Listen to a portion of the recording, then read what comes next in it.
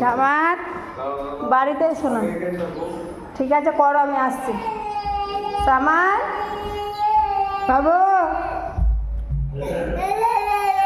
কি হলো শোনো, কিছু বাবা গোসল হয়ে গেছে, গোসল হয়ে গেছে। সামার কোথায় গেল?